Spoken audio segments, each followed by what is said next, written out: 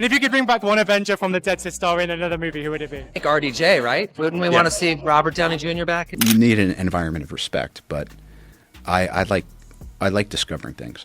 Will we maybe see a Deadpool 4? Oh, God, no. I had absolutely no input into what happened. I was heartbroken. I'm not actually making a joke at all. Robert Downey Jr. Doctor Doom reshoot situation that caused another actor to speak up, become very vocal, and it led to a confrontation on the set of Avengers Doomsday. How much of acting is managing those weird relationships that you have with these other people that you're acting with? The whole thing is nuts. Every empire collapses not because of enemies outside, but because of explosions inside. And right now Marvel is living that nightmare. What should have been the ultimate comeback film, Avengers Doomsday, has turned into a battlefield. Not of heroes, but of egos, and all eyes are locked on one man. Ryan Reynolds.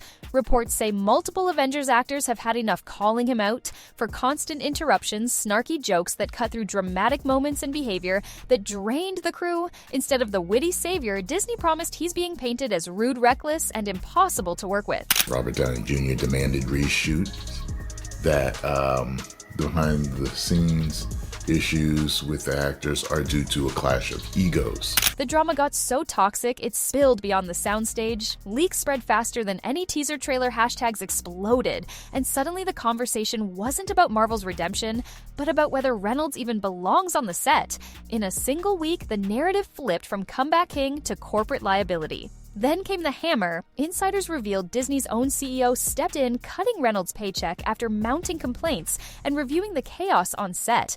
Whispers are even darker, suggesting that while the public line is silent behind closed doors, the studio is preparing to sideline him completely. The question now isn't just about a pay cut, it's whether Ryan Reynolds has already been fired in everything but name. Deadpool has broken more boundaries than just the fourth wall.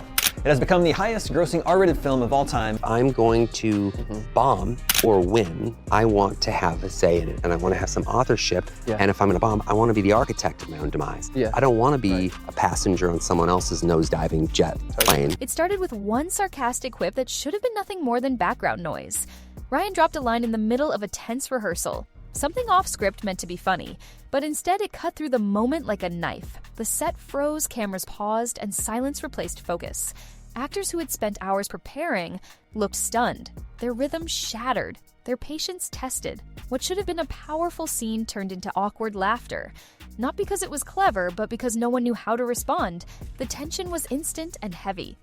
And if you could bring back one Avenger from the dead to star in another movie, who would it be? Like RDJ, right? Wouldn't we want to see Robert Downey Jr. back? The whole thing is fucking insane. It's insane. Within minutes, the take spiraled into raised voices. Reports say Ryan and a senior co-star clashed in a heated exchange. Words flew faster than the director could intervene. One actor stormed off while crew whispered in corners. The energy had shifted and it wasn't coming back easily. From that moment on, the atmosphere changed completely. Every time Reynolds stepped up, there was hesitation. Every joke felt like a landmine. People wondered not if, but when the next explosion would happen, and schedules began to slip as everyone adjusted to walking on eggshells. This wasn't just a bad day, it was the first crack in Marvel's carefully controlled image. A single moment that turned a billion-dollar movie into a rumor factory, and the whispers spreading through Hollywood only got louder. With this much money, you get the most talented people to be the most organized and have everything sorted so that you know you've got a guaranteed banger. Well, unfortunately, this is Disney Marvel and we have to deal with reality. And the reality is that Doomsday is in so much trouble just from its creation. This thing has more red flags than China. For the longest time, superhero movies were bullshit. Do you meet up before you commit to a role? Do you ever say, like, I want to meet Captain America and find out what the fuck that guy's really like? What looked like a one-off clash became a chorus of complaints. Insiders said multiple actors and senior crew had been frustrated long before the first leak. Ryan's constant habit of ad-libbing over scripted lines wasn't seen as playful anymore. It was disruptive, and people were no longer laughing. Table reads that should have flowed were derailed. Co-stars struggled to hold emotional beats, while Reynolds cracked side comments or mocked the delivery. Some laughed awkwardly to avoid conflict. conflict, but others saw it as disrespectful, and soon even junior staff could feel the tension. Behind-the-scenes notes started circulating tracking takes that had to be redone not for technical errors, but because Ryan broke character or hijacked the spotlight. Every wasted hour meant ballooning costs and resentment simmered hotter each day. Crew members whispered that the atmosphere was draining, calling it like building a tower while someone kept pulling out bricks. It wasn't just about one strong personality, it was about a set divided by ego with Reynolds at the center. The leaks painted a picture that couldn't be ignored, and once whispers turned into headlines, it was clear the story had legs. Fans weren't just watching a Marvel movie get made, they were watching a reputation unravel in real time. By week 3, it was clear the chaos wasn't an accident. It was a pattern. Late arrivals weren't only from Reynolds, but also from reshoots scheduled overnight by executives desperate to fix optics. Dramatic sequences failed again and again, not because of weak performances, but because morale was gone. The cast no longer trusted the process. The crew no longer believed in leadership assistant directors called resets, not because of jokes, but because storylines kept collapsing under contradictory directions. Every wasted hour cut deeper into the budget. Veteran staff called it the most dysfunctional set Marvel had faced. Not a playground of improv, but a battlefield of broken communication. No one knew which orders to follow, and no one wanted to take the blame. The charm of the MCU had turned into exhaustion, and the storm brewing overhead had one name: Disney. When the pressure broke, it wasn't subtle. The core Avengers, the faces who built the empire, confronted Disney directly, voicing their fury over being treated like chess pieces instead of professionals.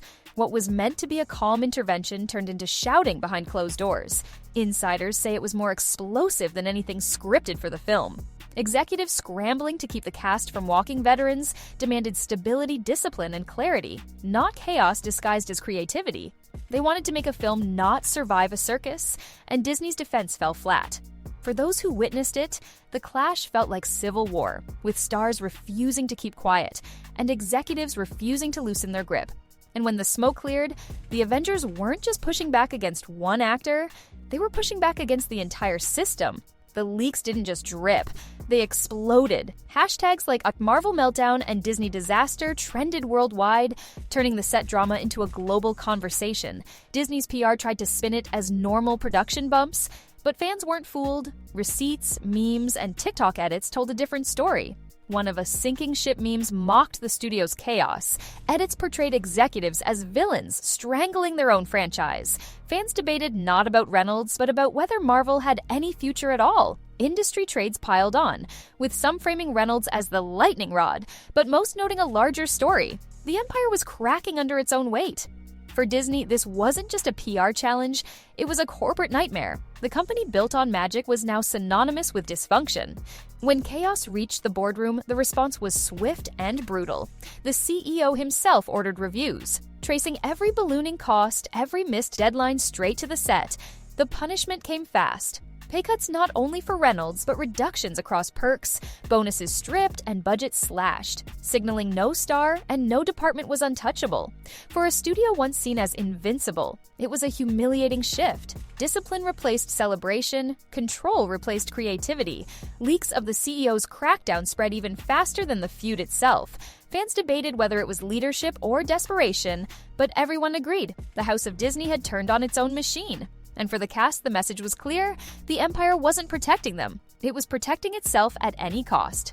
Officially, nothing was announced, but the signs were everywhere. Solo promos cut, interviews reshuffled, press appearances grouped instead of spotlighted insiders, whispered about contract loopholes, quiet ways to sideline stars without firing them, giving Disney clean headlines while rewriting the movie behind the scenes. Contingency scripts circulated, editing rooms tested versions without Reynolds dominating. Even rumors of alternate cuts reducing Deadpool to little more than a cameo.